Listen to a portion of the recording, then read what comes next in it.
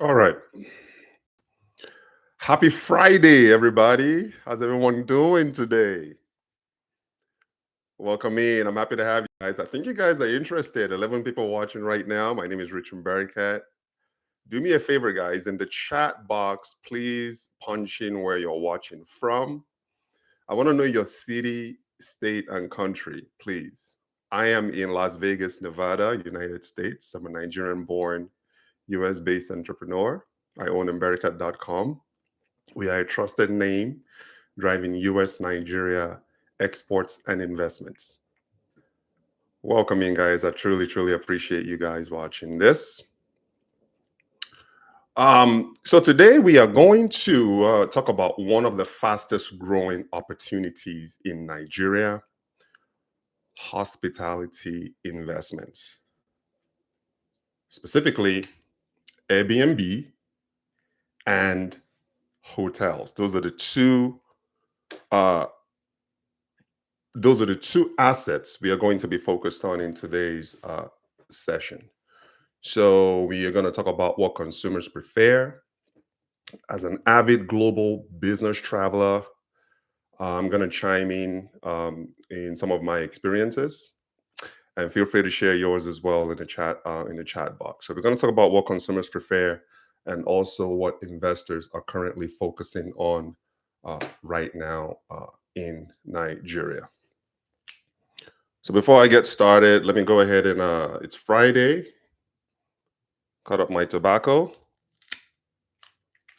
and then we can get into it. So first question, and this question is for consumers.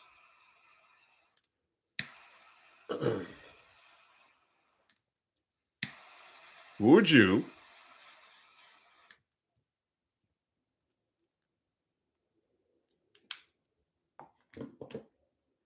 for consumers, would you rather stay in a cozy private Airbnb style rental or a traditional hotel? Post your comment in the chat box. Do you prefer a private Airbnb style rental when you travel or a traditional standard hotel? And as an investor, which one offers better long term returns for you and fewer headaches? If you're an investor right now and you are currently or you own an Airbnb operation, my cousin who lives in New Jersey, he owns an Airbnb operation in Florida. So, yes, for the investors out there, short term rentals or hotels, which one has worked for you? Do you own one or the other? Do you own both? Which one offers better investments, um, better investment long term returns for you, and also fewer headaches?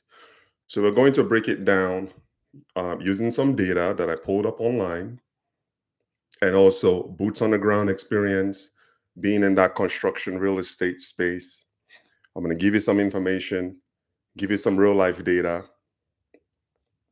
for both the hotel and the short term rental. In Nigeria, you guys call it shortlets there.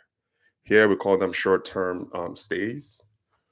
They're quite, so we have in the US, we have two like main hotel properties in the US. So you have IHG, and then you have the Marriott family of properties. Those are like the two main, what I would say, conventional hospitality accommodation providers in the United States: IHG and Marriott. I actually use both. I've been fortunate enough over the past 18 months to have racked up some points in both properties.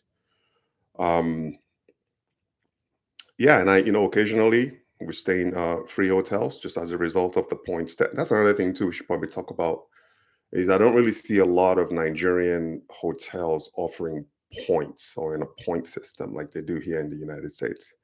I stay regularly when I travel. On my way back, I usually stay at the Federal Palace Hotel, and I've been staying there now for the past 5 years. And over the past 5 years, they don't have any point system like IHG and Marriott offers here in the United States. So here is one constant. Here is one thing that is common right now. Nobody can deny that construction is everywhere in Nigeria. Everywhere you go, Lagos, Abuja, Akwa Ibom State, which is our primary market, there's a lot of construction projects happening as I am speaking into this microphone right now in Nigeria. It's almost as if Nigeria is now some sort of like a construction haven or a construction hub. There's just a lot of things going on in that construction space. Should most of these things be happening? If you were to ask me, I would tell you no, because it's not always about quantity, it's more about quality. And if you guys have been following the news, I'm sure that you've seen a lot of I wouldn't say a lot. I shouldn't really be negative. I'm trying to be as positive, or I want to be as positive as possible. So, we've heard the stories, buildings collapsing, um, people building commercial properties in areas that's not zoned for commercial, and people building residential properties in areas that are not zoned for residential properties. So there's still a little bit of that going on right now.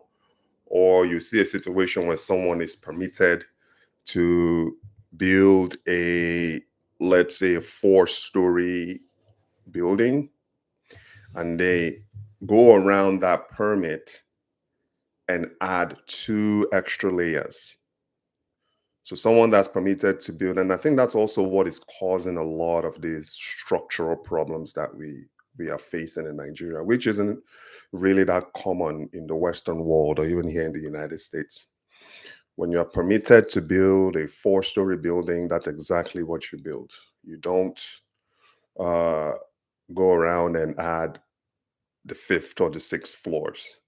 And I think that is where a lot of these things, it's like putting a 10-pound product in a 5-pound bag. Yes, you are trying to make a little bit of money, you're trying to squeeze profits out of your structures.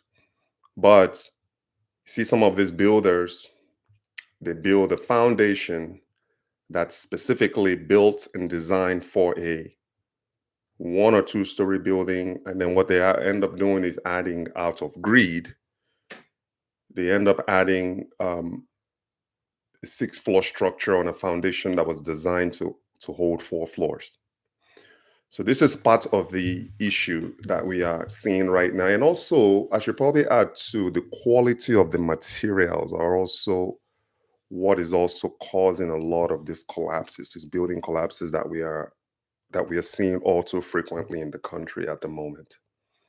So in the United States, we only have one quality product. You're going to a place to, let's say, you want to buy a bag of cement, just using a bag of cement as an example, or you want to buy rebars. In Nigeria, we call it rods there.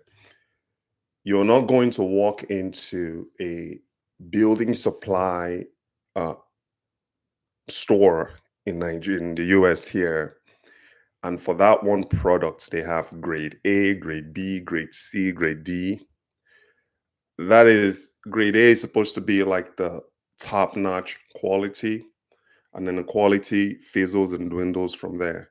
We don't have that problem here in the United States. When you walk into a building to buy something, you are getting the absolute best quality of that particular product. So there isn't really multiple variations. Now, there might be multiple brands to choose from. So you can have company A selling a rebar for, I'm just going to give you an example, for $10. And you have, mind you, company A is a legacy brand. They've been around for quite some time. They are very familiar with builders, right? So they will tend, because of their reputation and longevity as a legacy brand. And by a legacy brand, I'm talking about brands that have been around for at least a minimum of one generation, meaning a minimum of 20 years. So a generation is 20 years. So a brand like that, based on their reputation, they can charge $10 for that particular product. Now, another company that may not be as reputable as brand A can, for that same product, it is still the same quality, the same product, but because they are not that known or they haven't been around that long, they can then turn around in order to be able to get more of the market share. They can turn around and sell that same product for let's say $9. Okay. It does not mean that, and this is competition. It's a free market system in the United States, and it definitely is a free market system in Nigeria. So you're gonna see some of that here, where based on your brand leverage, based on your reputation, you could choose to charge more or you could choose to charge less. Now, a lot of these brands now, a lot of these are retailers now, like Walmart, company that I worked for 18 months, or let's say Home Depot. They are starting to develop what is called private label, meaning they're developing their own product using their own brand, although they still carry other building materials from known brands out there. They are also making their own private label brands, and they can command a much cheaper, much lower price compared to the legacy brand that I mentioned. But it doesn't mean that the quality of that product is compromised. So that's about what you will see in the United States. You're not going to see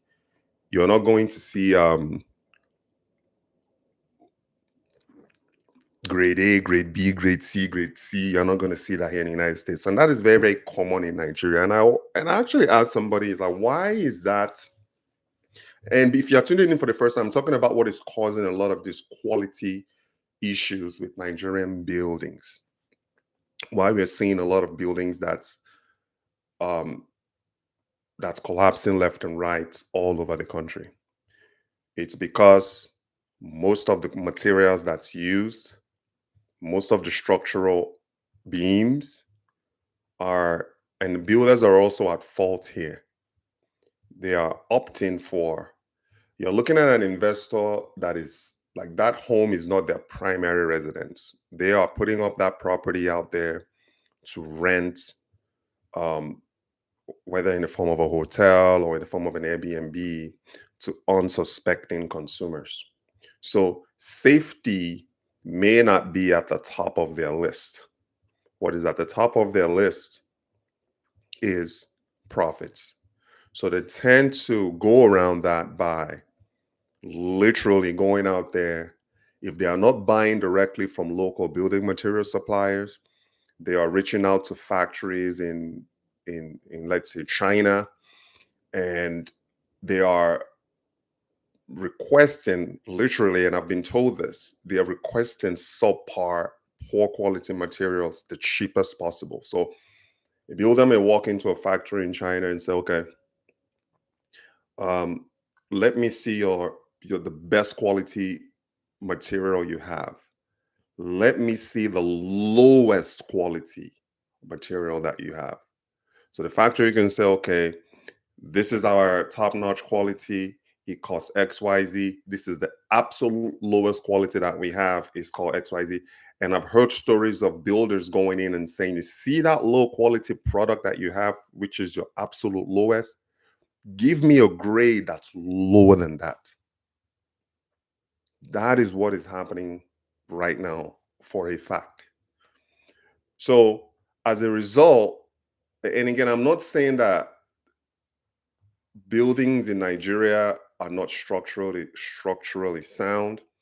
The majority of them are, but just also know that some are not. There are some builders out there that are just in it for the payday and not necessarily in it for the safety of um of uh of their customers. So for us, we are again we are building a short term um, Airbnb, if you want to call it that, Airbnb short term rental property in New York and Akwa Ibom State. And the way that we are approaching it, at least the way that I'm approaching it, is this is a home that my family is going to stay. So I have to absolutely build the best quality home that I would feel comfortable with my wife and kids living in, that I would feel comfortable with myself living in. So I don't go for the poor quality materials. I go for the best available high quality product out there. That is what I go for. Some people don't necessarily see it that way because, as I mentioned, that property to them is just an investment property. So now, with that said, the consumer trends are there. And I can speak on this because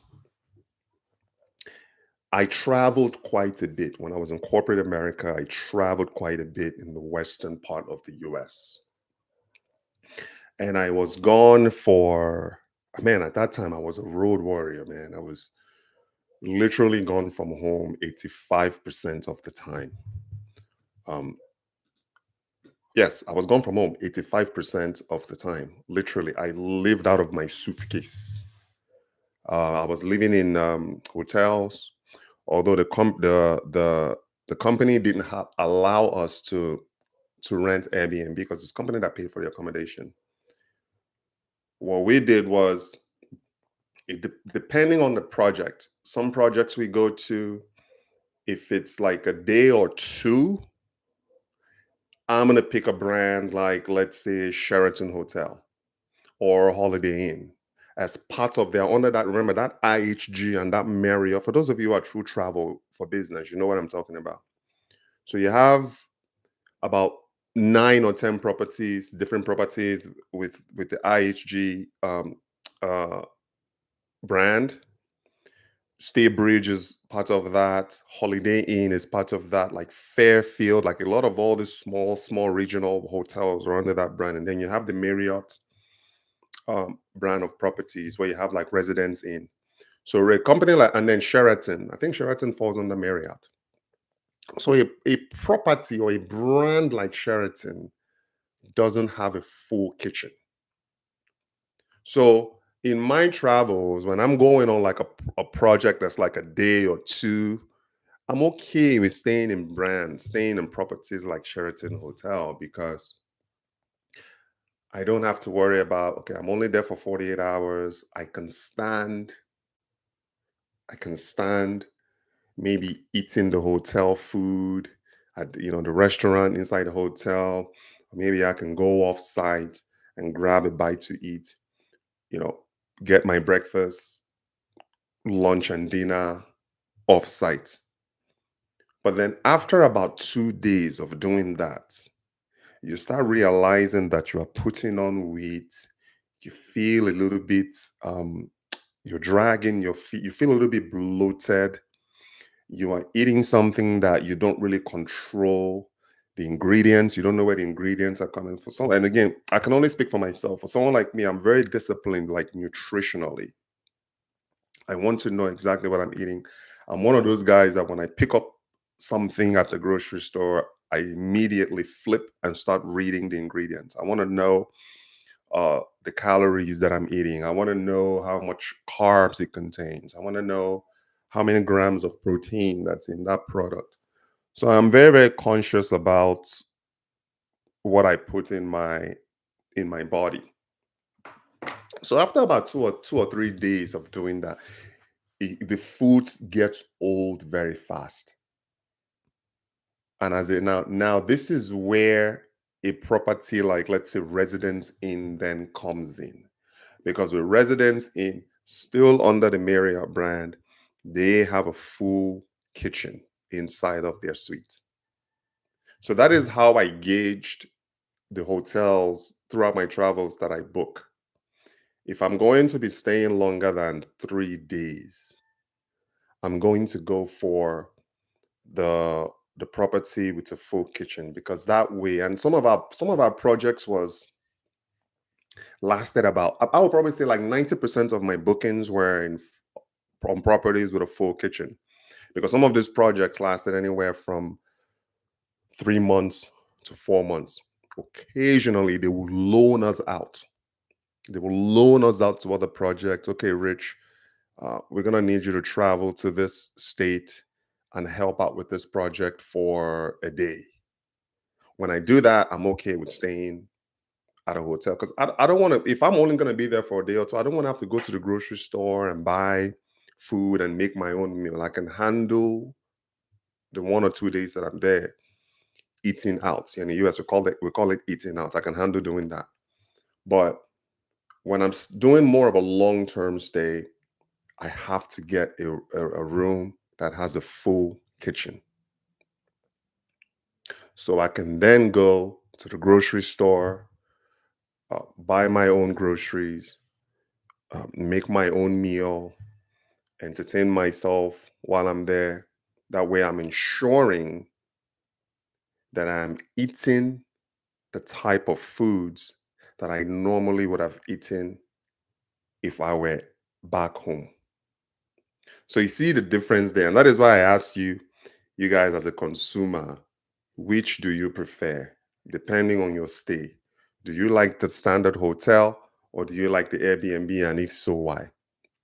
So the consumer trends is really there. I'm just giving you guys my own example, stateside. So now let's enter Nigeria side.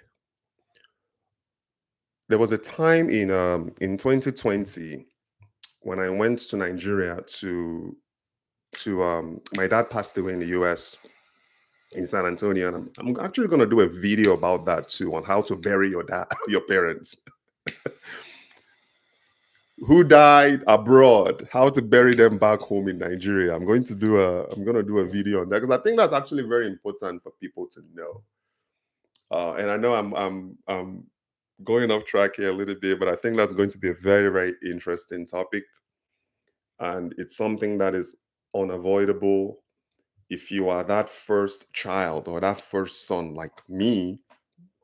I'm a firstborn son. I think one of my friends, although he wasn't the firstborn child, he was the firstborn son. He was based in the United States, but his dad passed away in Nigeria. So it was a little bit of a different story. And he came up to me and was asked, I was able to advise him on how to go about the whole thing as far as like reconciling his father's property and doing the whole burial and the whole funeral. I was able to advise him on that.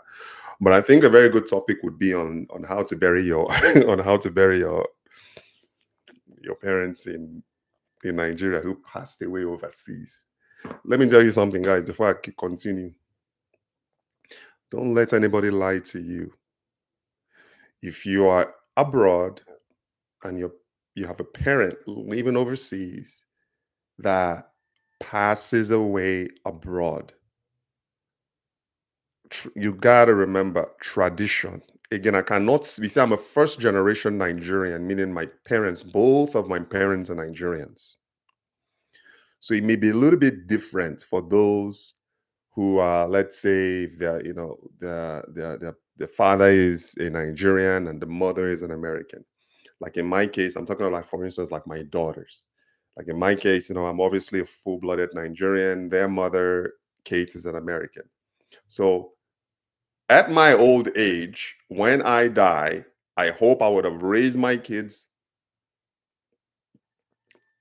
to a point where they are financially independent enough to be able to bury me in Nigeria, because that's where I want to happen. Or if not, maybe they can go and sprinkle my ashes back home in Nigeria. But the point is, don't let anybody lie to you. Yes, we are living in different times, but tradition is important. Tradition is important. I know a lot of Nigerians are out here dying here and then they are getting buried here. Again, you want to tune in for that podcast on how to bury your parents who passed away abroad. I'm going to let you guys know what I did.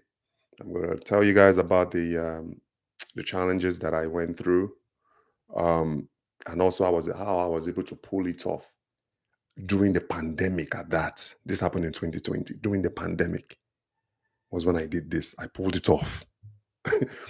So anyway, I went home to bury my dad, and the property that I'm currently in right now, I inherited it from my dad. It was literally 30%. I mean, you couldn't live in it. It was 30%. There were windows everywhere. There weren't really any doors other than like the main door and the back door. But upstairs, windows empty all over the place. So I didn't really feel a sense of, I wouldn't say security, because I'm largely self-disciplined in that way. Like I, I secure myself, you know what I mean? So I didn't really, it wasn't really a sense of like security that bothered me. It was just like I looked at the property as a property that just was not livable. The plumbing wasn't working. There was no running water. That was the main thing at that time. Literally, there was no running water. So what am I supposed to do? Go and fetch water at the stream or go to someone's house? And I wasn't going to do that. So to me, that particular property just wasn't habitable, at least to my standard. So what I did was I ended up staying at a hotel in Uyo called Watt Bridge. You guys can look it up. Go on search my YouTube channel, Rich and Barakat Watt Bridge Hotel. You'll see I did a documentary there. This was back in 2020. I did a documentary about my stay at Watt Bridge. So when I was at Watt Bridge, because I was in Nigeria for a month, for 30 days. I was in Nigeria for 30 days. So at Watt Bridge,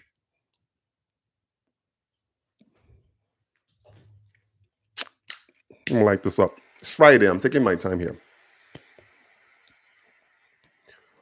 So Watt Bridge didn't have a full kitchen.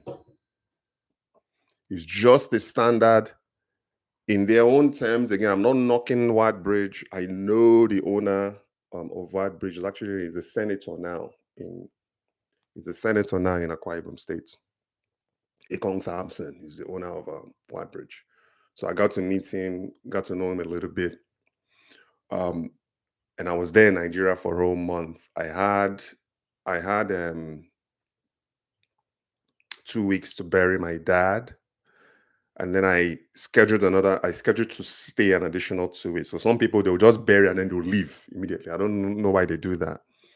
But I wanted to to remain in Akwa Ibom there in Nigeria to really see what is happening. Just as an entrepreneur, I wanted to sit for another 2 weeks and ensure that there wasn't anything magical that I was missing. I wanted to also explore to see what areas that I could invest in and businesses that I could get into. So that was why I booked my stay for a whole month at Watt Bridge. So you can imagine staying in a hotel room for 30 days straight. A hotel that in Nigerian standard, at least in Watt Bridge standard, they consider themselves a 3 or 4 star hotel. But in US standard is maybe 1.5, 2 star hotel. But it was the best that they offered with the space that I was looking for and also proximity to the village. So Watt Bridge to my village was approximately a 45 to 50-minute drive. I had the option of staying at Ibom Resorts in Nwaniba in Uyo. Ibom Resort is more of like a fight. That's more my thing. Golf course is there. It's much bigger. It's more enclosed. That is sort of like my lane. But remember, I wasn't there for pleasure. I was really there to go and handle my business. And I needed something that was closer to home. And at that point, White Bridge was recommended to me. So I stayed there, booked it for a whole month, just so I can dip in and out, hit the village, do my thing. because I wasn't able to stay in the village as a result of the building not being habitable. I had to come back every single day to you. So anyway, I stayed at White Bridge for a whole month. And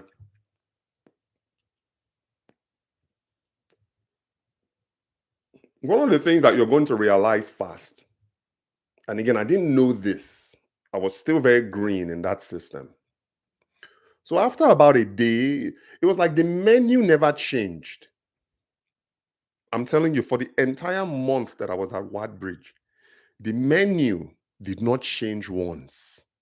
And I'm not knocking White Bridge. Actually, I think I must have sent them how you get back and then you write them or write them feedback on on your stay.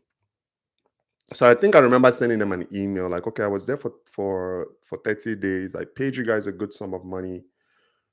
But the interesting thing was the entire time that I was there, the menu never changed. Now this is why.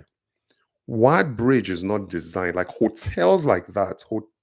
The type of hotels like White Bridge, meaning they don't offer a full kitchen. They are not designed for long-term stays. They are only designed for short-term stays. People who are maybe there for a day, 2 days, 3 days, transiting. That is what hotels like that are designed for. So in my case, after about 2 days of eating plantains and eggs, like on the third day when I went, plantain and eggs, coffee, maybe yam, um, maybe sausage. That was what was on the list on that menu. Day five comes along.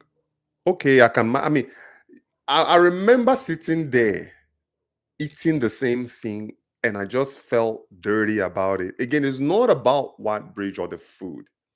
It was that I've been eating the same thing every morning. Yes, lunch and dinner. I switched up my diet a little bit because I would go out to different restaurants and that was another problem too. Imagine eating like fufu every day or gari every day for like it was some that was another thing that I also did not like. But staying at White Bridge, after about day five, I ended up asking for the kitchen manager.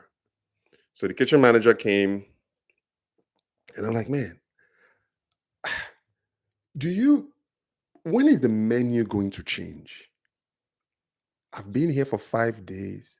I'm going to be here for another 3 weeks. When is the menu going to change? It's like, bros. And unfortunately, this is the menu. It's like we rotate the menu. Again, maybe things have changed now, but then it was like this was 2020. They rotated the menu every month. So I was cooked. I was done that entire time that I was there, eating the same thing over and over and over and over again. I'm just sharing my experience. So after about a week of doing that, I decided that I'm done. I wasn't going to do that anymore. So every morning, instead of going to breakfast inside the restaurant there at White Bridge, I would just go up onto the roadside and I was eating mama put. And I was eating mama put. You're talking about roadside beans, ewa, and yam. You don't really know where these things are coming from. I was not in a position to cook my own meal. So that was my story as far as like eating um, was concerned.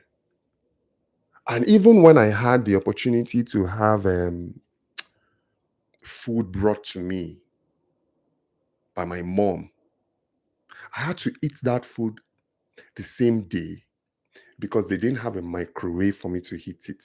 And they also didn't have, I believe they had like a small fridge there that you can just maybe chill water or alcohol or chill your beer. They didn't really have that. So the point I'm trying to make is hotels like that are more designed for people who are only there for maybe a day or two. They are not designed for long-term stay. And this is where Airbnb comes in, and I'm going to flesh that. I'm going to talk a little bit more about that later. So another thing too um, was the fact that I didn't really enjoy all of the attention. I'm only speaking from my own experience, though, having stayed in a standard hotel in Nigeria long term like that. I would not dare do that in the US because in the US we have the option of being able to stay in a place with a full blown kitchen, or Airbnb is the talk of the town now. Although in some areas they are not as widely accepted. For instance, in Las Vegas, where I live, the casinos, and I worked in the casinos for quite some time. They don't like people who are doing Airbnb business. But Nigeria is a little bit different.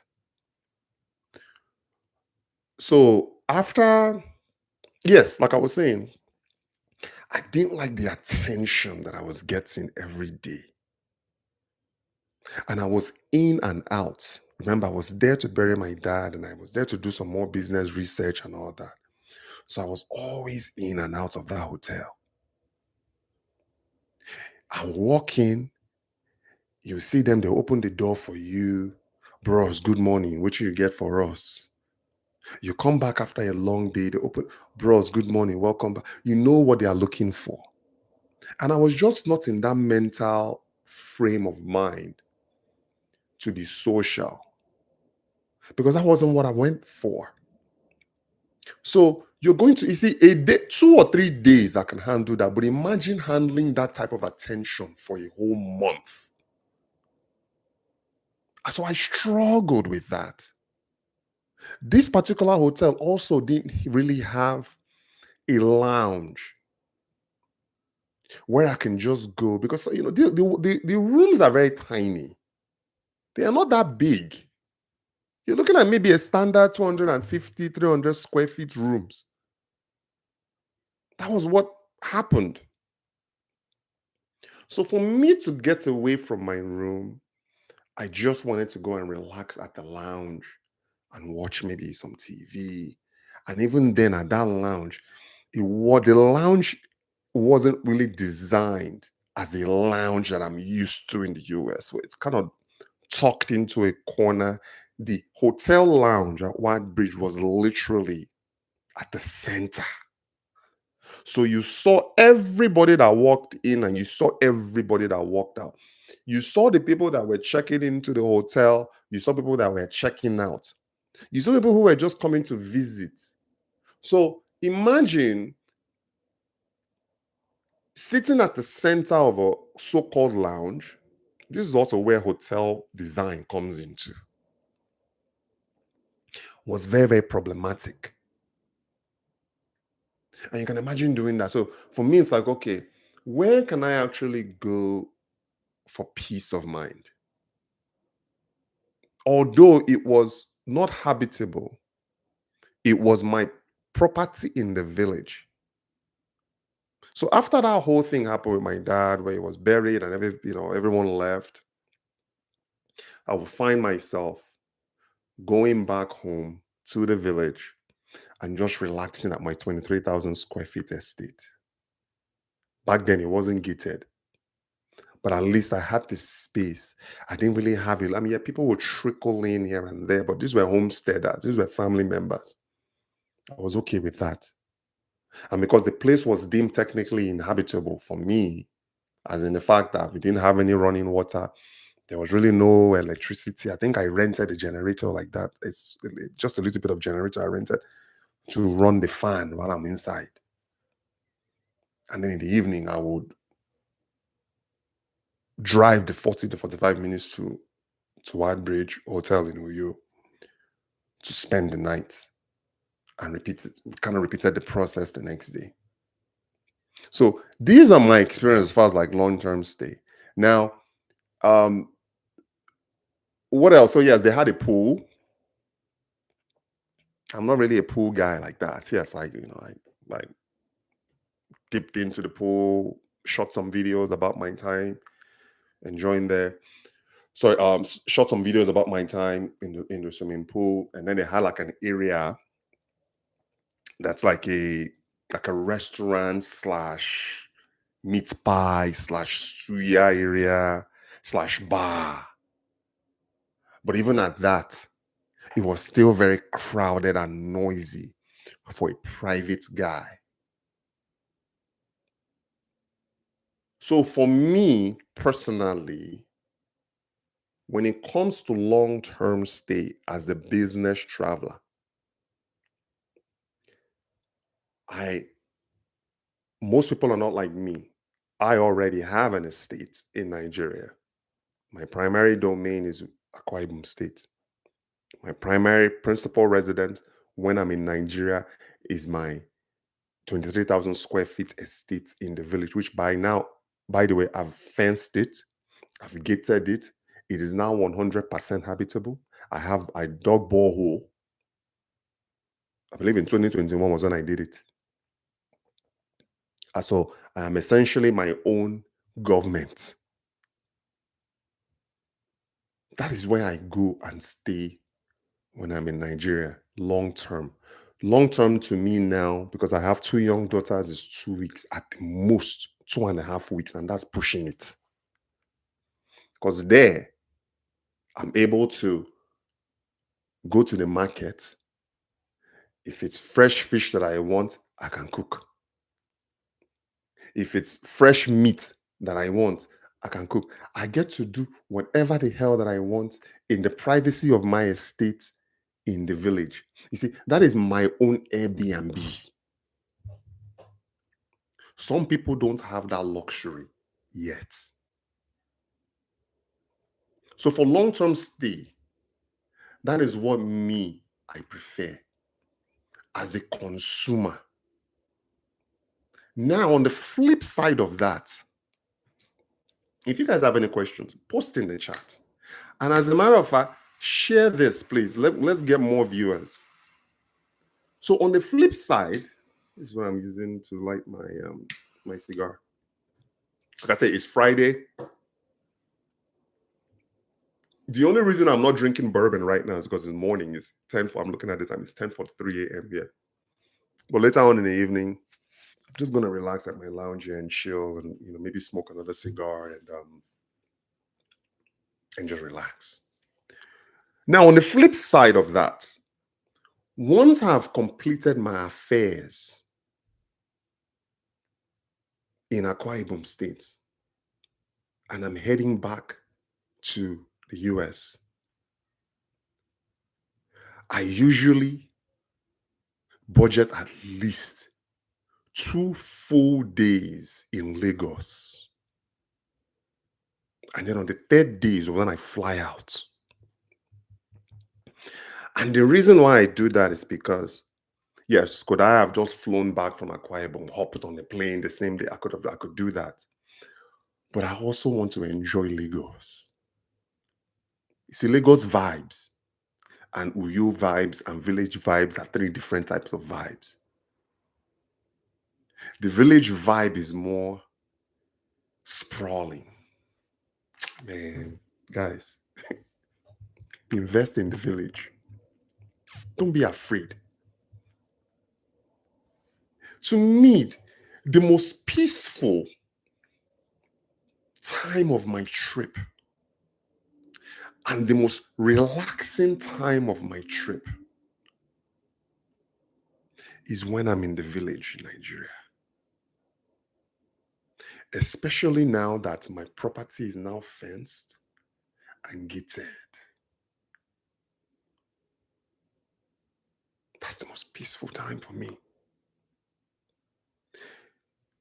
I get to enjoy that organic, fresh air that only the village can provide because, we don't have pollution, we don't have all of this emission system.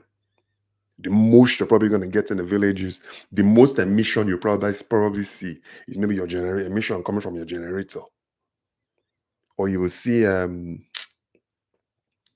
cars or these okadas. Yeah, even that's probably the most emissions you get in the village.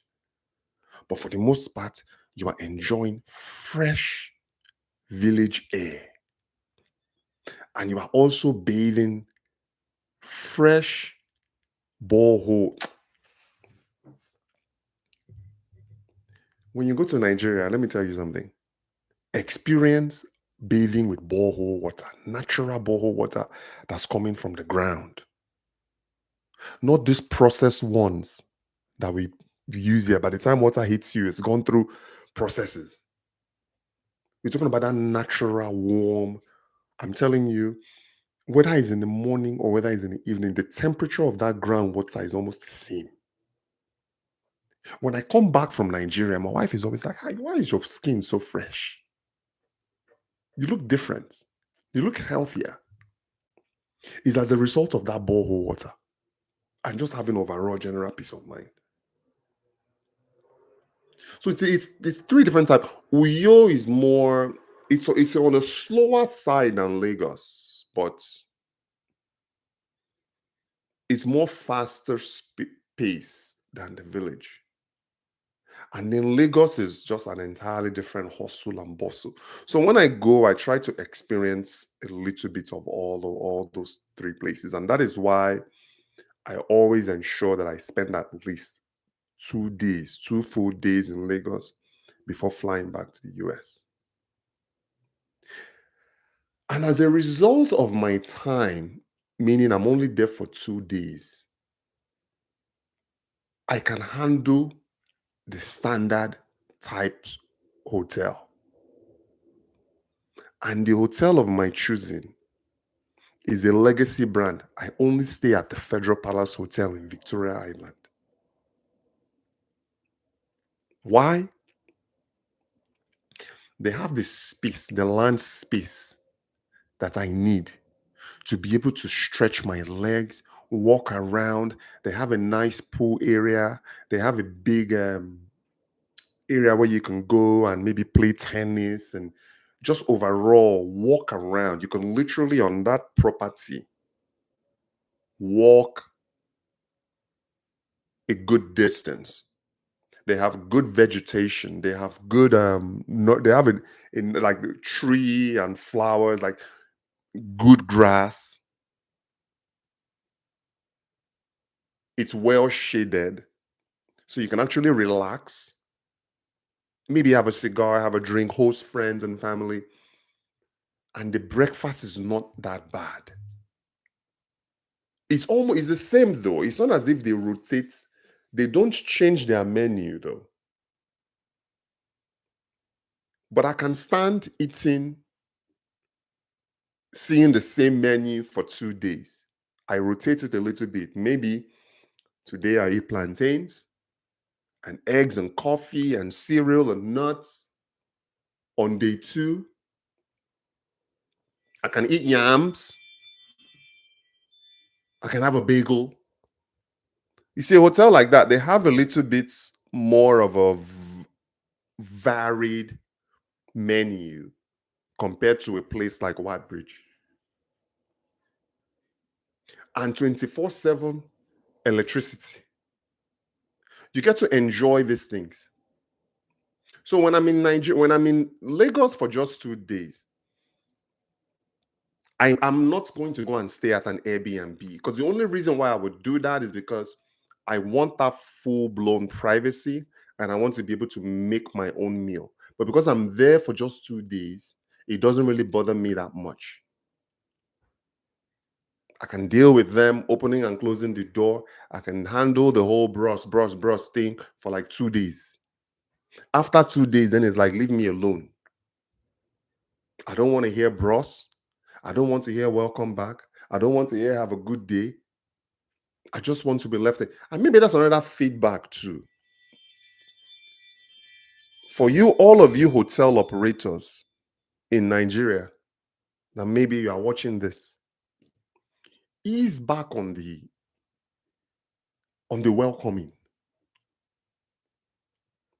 Ease back on it. It's not necessary. Instead, focus your attention on having the best amenities possible and the best customer service possible. Opening and closing the door, welcoming people through the door is not really customer service. I can go in, walk into the lobby, check in and check out on my own. The most important thing is that I have fresh and clean sheets, that all of the amenities in my hotel works, that the telephone works, that most importantly, as a Western traveler living in living abroad, my air conditioning works. That is what I'm interested in. And the place is safe. I don't care about people opening and closing the door for me. I really don't. I'm just sharing this as a consumer. Now we are going to get into operators and investment opportunities for those investors who are interested in one way or other. So, is it an Airbnb style business that you want to do? Or is this a hotel side type business that you want to do? Both of them have their advantages and their disadvantages. And I speak directly. 75% of my audience are in the diaspora. It's important for you to know that it's virtually impossible for you to run a hotel business from abroad remotely. If you are not planning on reloading, meaning relocating back to Nigeria, or you are not planning on at least traveling to Nigeria quarterly, it's going to be extremely difficult for you to pull off a hotel business from abroad.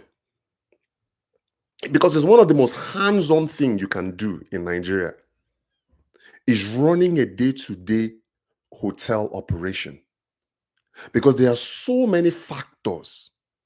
Look, I live in Las Vegas. I walked Google Caesar's Palace,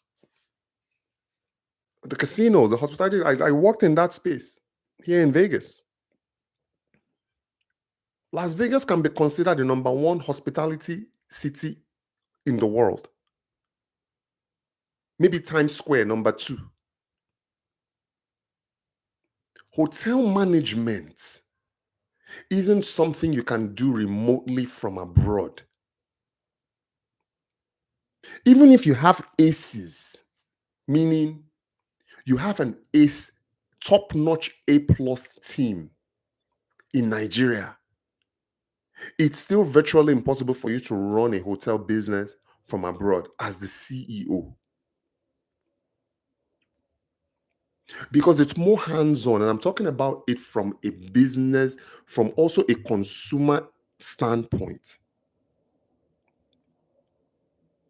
Hotel is more of a day-to-day operation because everybody now is building a hotel. You turn left, there's a hotel going up. You turn right, there's a hotel going up. You look in the front, you turn backwards. People are erecting hotels as if it's a thing to do now. But the operational aspect, if you want to put it in the concept of, let's say, the first principles concept, meaning you take something and then you break it down. What are you going to need for hotel? Power. Power alone. When you're doing a hotel, you're not doing regular petrol, you're doing diesel. Power alone can eat up all of your profit margin running a hotel. Whereas if it's an Airbnb operation, it's a little bit more conservative. I'm not advising you either way or where to go. But you got to look at what consumers want. Are you tailored more? If you are tailoring, if you are positioning your operation more for short-term stay, by short term I mean 2 to 3 days, if that's your target audience, and you are willing to spend a considerate amount of time in Nigeria, you can do a hotel. For us, We don't really necessarily want 100% occupancy when our property is done. It's a two-bedroom, two-bath duplex. Well, in here we call them duplex. In Nigeria, you call them flats because a duplex in Nigeria is always like always story building. So we have two side-by-side units, each one two-bedroom, two-bath. We are not necessarily looking for 100% occupancy when we launch. If we have a 50% occupancy rate, we are extremely happy with a 50% occupancy. That's actually our goal anyway. Is it something that we can rent 6 months out of every 12 months? That's 50% occupancy. 180 days out of 365. That is our personal goal in Nigeria. Is that Airbnb short-term operation? Airbnb is something that you can run remotely from abroad. Because compared to hotel where you're going to need to have a kitchen, you are going to need to have a restaurant crew, and Airbnb already has a built-in kitchen. It already has a built-in kitchen where the guests can stay, cook their own meal, but you are still going to need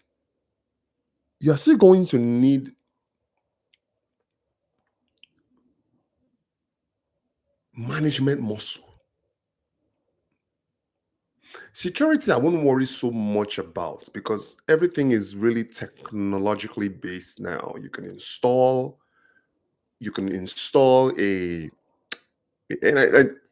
I'm talking about like a small scale building here, maybe a duplex or a fourplex. You can install a CCTV camera on site and have maybe a manager or an assistant manager running the hotel, sorry, running the Airbnb. Because compared to a hotel, the property is going to have a built-in washer and dryer where the guests can do their own laundry. Whereas a hotel doesn't have that. So yes, maybe you have some technicians on standby. If something goes down, you can you can remotely from abroad schedule the technicians to go in there and fix it. You can work with your assistant manager or your manager there that makes sure that the property when guests leave is prepped, cleaned, landscaped for the next guest.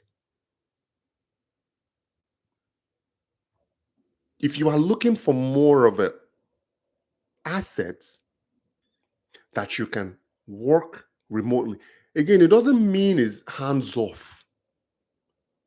You are still going to need to travel to Nigeria regularly. In my case,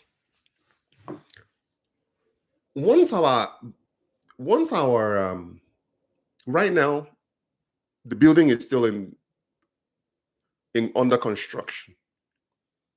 I can afford to go to Nigeria every year. But once that building launches, I no longer have the luxury of 1 year. Now I have to be able to plan my trips at the very minimum every 6 months. And if I really want to optimize, I have to go quarterly, meaning every 3 months I'm in Nigeria. That is conservative because I know people right now that go to Nigeria every month. I have a colleague in Philadelphia that does that. He owns a kids' clothing company in Asaba. His family is in Philadelphia. Asaba, yes, Asaba. His family is in Philadelphia. His clothing business is in Asaba. This guy goes to Nigeria every month. So you got to look at it like the occupancy for both hotel conservatively is 50% to 65%.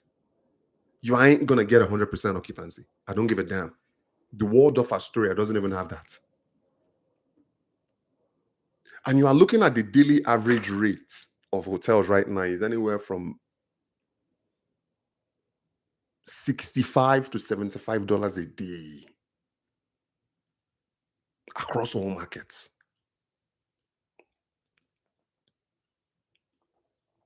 My uncle, who lives in Uyu, and I think again, you see, these guys are all like old school mentality. They are still doing the, they are still doing the annual rental. He has a beautiful fourplex building in a nice part of Uyu that he's renting out for 750,000 naira a year. And I'm saying, uncle, you're leaving money on the table. So in this fourplex, he lives in one and then he rents out the other three right there in New York. Nice three bedroom, three bath property. He rents it out for 750,000 naira a year in Nigeria. And I'm like, my goodness, why? Why not just go the Airbnb route where you can get $75 a day and you don't have to worry about somebody destroying your property? He's capable of doing it, but he's kind of locked in right now in long-term rentals to local Nigerians there. Which I'm telling you guys, some people may disagree with this, but you don't want to do that. Yes, is it for sure guaranteed money where he will see that property? But that, the seven, okay, so 750 times three, 2 point something million naira every year is what he's collecting right now on a property that he could be doing millions, multi-millions on.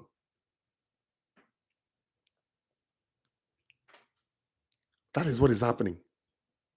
And how much are you really going to get in Uyo in a nice place like that? The most someone is probably going to rent an apartment from you in a place like you is what? Maybe ₦1 million a year at the very, very most.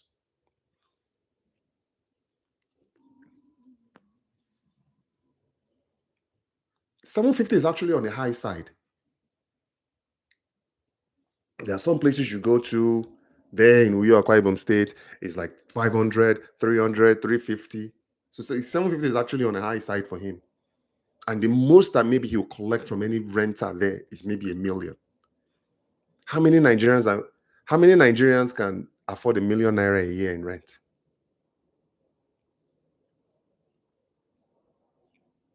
But if you were to turn that property, as crazy as it sounds, evict everybody and reposition that property to an Airbnb, even if at the very minimum he's charging $50 a day for one unit at a 50% occupancy. So you have 3 units. So that's $150 a day times, let's say, 180. That's half of the year. $27,000 in income times 1,500. That's 40.5 million naira a year potential. Obviously, that does not include, you got to deduct expenses and deduct repairs and all that. So even if 10% of that is on repairs, is it still not coming out ahead than collecting 750 times 3? 2.2 million naira.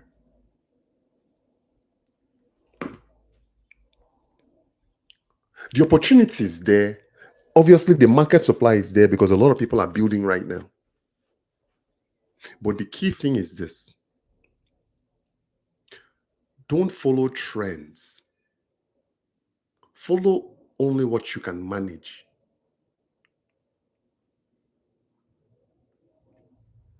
It's easier for you to sell an Airbnb. Let's say you get into it, you don't like it, or you get into it, you are not excited about it, or you don't want to deal with it.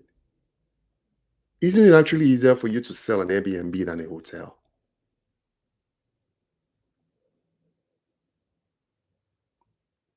That is how, at least that's how we are looking at it. When we look at our two bedroom, although we know that our operation is going to be successful and is going to work. But let's just say one day my kids decide, because all that investment is going to go to them anyway. They decide, okay, we don't want to deal with Akwa Ibom State anymore. Then wouldn't it be a lot easier for them to sell a Airbnb operation than is the actual hotel where you're going to need a staff, you're going to need kitchen, you're going to need a pool, you're going to need security, you're going to need all that. And also regulation, as far as like regulation goes, hotels are even more highly regulated than a private Airbnb operation. Do you know that? The returns are higher on Airbnb and the exit strategy is faster. As an investor, I've given you guys two scenarios: one from a consumer standpoint, on what me I personally prefer. Some may differ depending, may disagree depending on their lifestyle and what they are looking for. As a business traveler, where my day is jam-packed with making decisions every single day, the paramount thing for me is peace of mind. I want to be able to stay on a property where I have all of the amenities I need as if I were back home with my family. To me, a standard hotel doesn't provide what I need as a business traveler. I'm not necessarily saying, yes, in the US, in Nigeria, I am yet to stay in an Airbnb in Nigeria, but I've stayed in quite a few Airbnbs in the US. They feel like home away from home.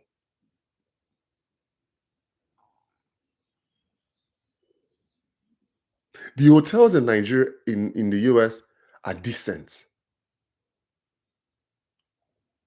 Marriott properties are nice. They have a lot of four-star hotels. IHG properties are nice. I would consider them three and a half, maybe four-star hotels. But then Niger, the average hotel is maybe one and a half stars. I'll give them at the most 2 stars.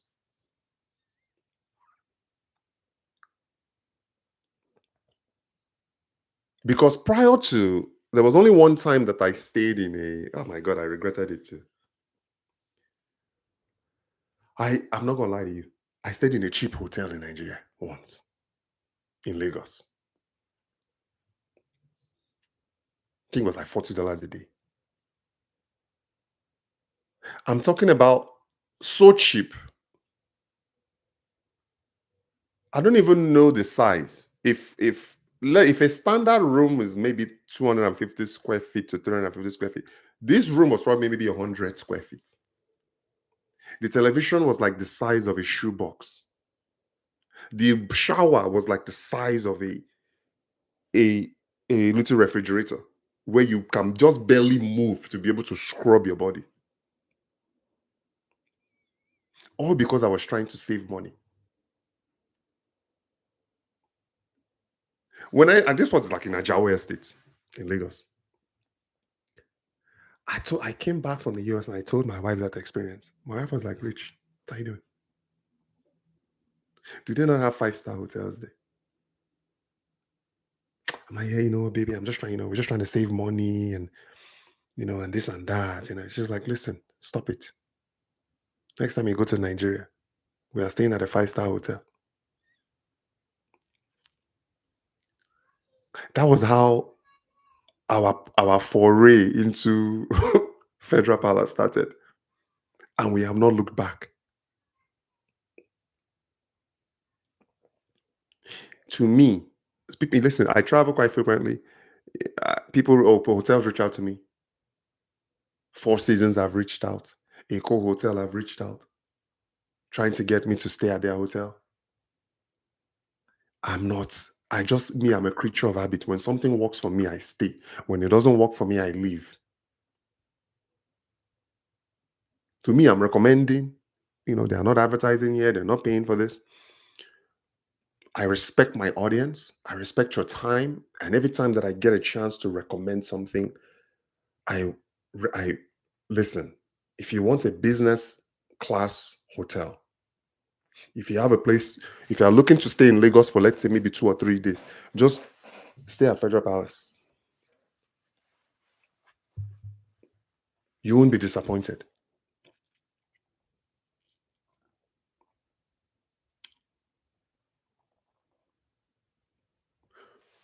So that is the extent of it. For those who are looking one way or the other, whether you are looking into um, hotel investment or Airbnb investment, both are in demand. Both can be actually give you some good returns on your investment. What matters most is your level of involvement and the frequency of your travels to Nigeria. If you are not ready to commit to traveling to Nigeria on a regular basis, and by regular basis, I mean at least twice a year, hotel isn't something that I'm going to recommend. Even if you have ACEs back home, meaning people who are competent, um, people who get results. If you are not willing to go to Nigeria at least minimum of 2 times a year, you should probably not do hotel. It's more problematic. You got to, again, it depends on your standards too. Every single day, imagine if you have an 18, 20 room occupancy. Are you going to wash the sheets by hand? Or are you going to need to have an industrial standard washing machine system? These are the things that you got to factor in.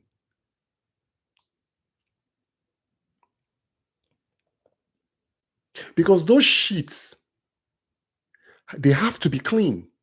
The floors, the carpets has to be vacuumed. The towels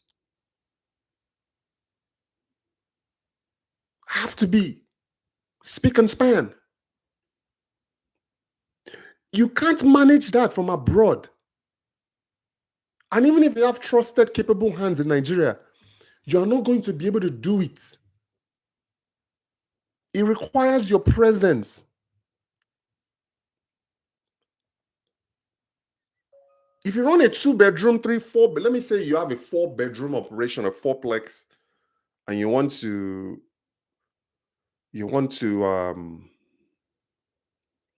invest in that instead. It's an easier. Sorry, I'm checking my text messages there, email. It's just going to be a lot easier to manage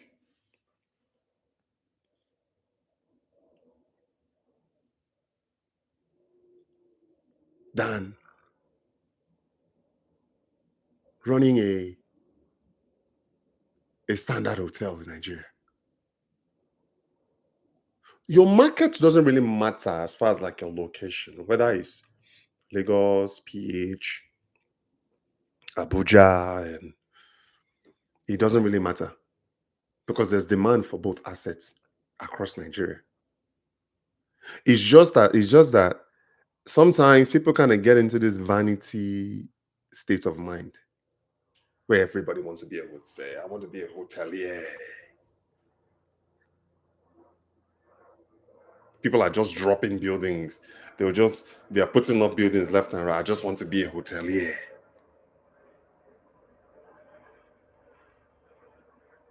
Do you have a hospitality background? Do you have a hospitality management background? Do you have a hospitality administration background? These are all of the things you need to consider. I am not saying that I have a degree in hospitality management or I have a degree in hospitality administration. I don't. But I'm telling you right now, I can manage a 2 unit Airbnb operation from abroad with a decent, I'm not even talking about ACs, with a decent team. That's another thing too that we got to talk about.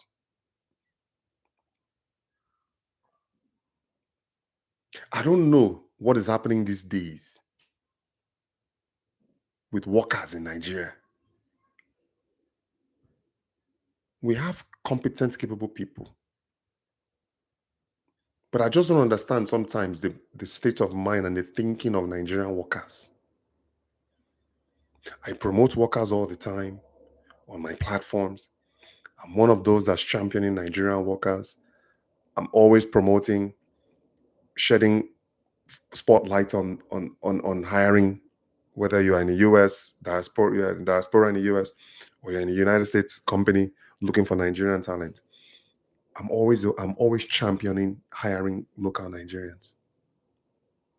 But it just seems as if the urgency, me, I'm just listen, when I say move, I expect people to move.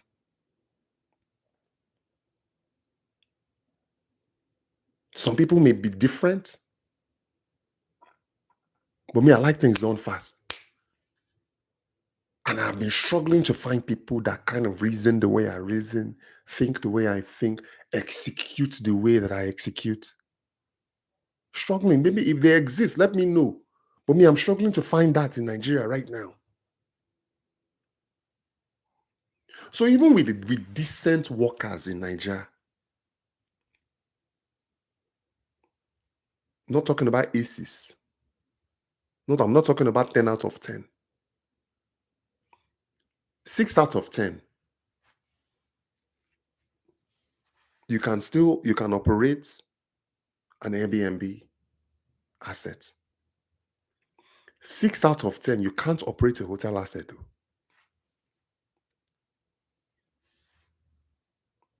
You can't. Even with your presence locally on ground, much less remotely from abroad.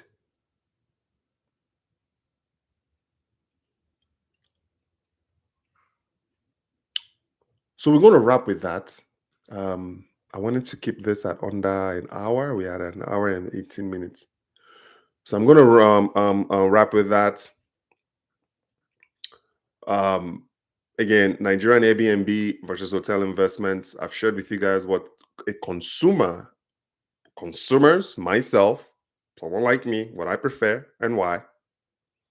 And I've also shared a little bit about where investors are focused right now. Um, there's actually a lot of both going on right now. If you have the capacity and the day-to-day operational um, bandwidth to manage, and not just manage, to build, manage, and succeed in the hotel space, go for it. If you don't want to be that hands-on, or you don't have the management capacity to be able to sustain a hotel, maybe you can get into the Airbnb space and just do short-term rentals and just maybe aim for a 50% occupancy rate. Even at a 50% occupancy rate, you are better off than somebody that's doing a mediocre 100% occupancy rate at a hotel that's not a world class standard. asset. All right. So if you're watching this playback, post your questions in the comment section. Hope you guys have a wonderful weekend. I'm going to check out. My name is Richard Bereket, founder of Bereket Ventures. Be sure to visit our website at bereket.com. If you need to contact me and get a hold of me, bereket.com/contact for consulting services on US Nigeria exports and investments. Go ahead and visit bereket.com/consulting. We consult with government agencies, we consult with institutions, we consult with high net worth individuals who are currently or planning on investing in both Nigeria and the US. So that's it for today. Thank you guys for your time. Until the next one, I'll catch you on the next one, okay? All the best.